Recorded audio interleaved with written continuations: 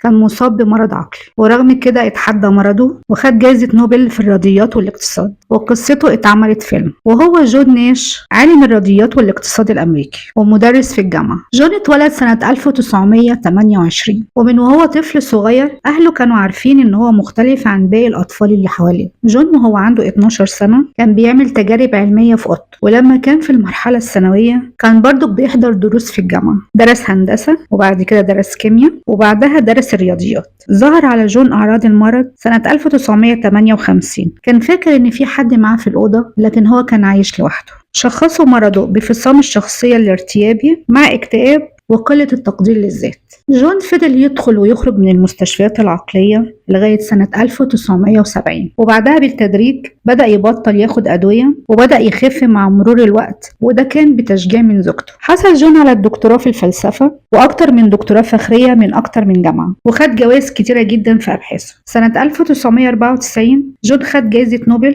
في العلوم الاقتصادية، وعمل على نظرية التوازن اللي اتعرفت باسمه نظرية التوازن لجون ناش، ونظريات تانية زي نظرية التضمين ونظرية المعادلات ونظريات الألعاب. نشر جون 23 بحث علمي في الفترة ما بين 1945 ل 1996. عملوا فيلم عن قصة حياة جون ومعاناته مع المرض، والفيلم حصل على 4 جوائز أوسكار. 2015 مات جون في حادث مروري مأساوي. عمل حادثة بالعربية هو وزوجته. هو كان عنده 86 سنة وزوجته كان عندها 82 سنة.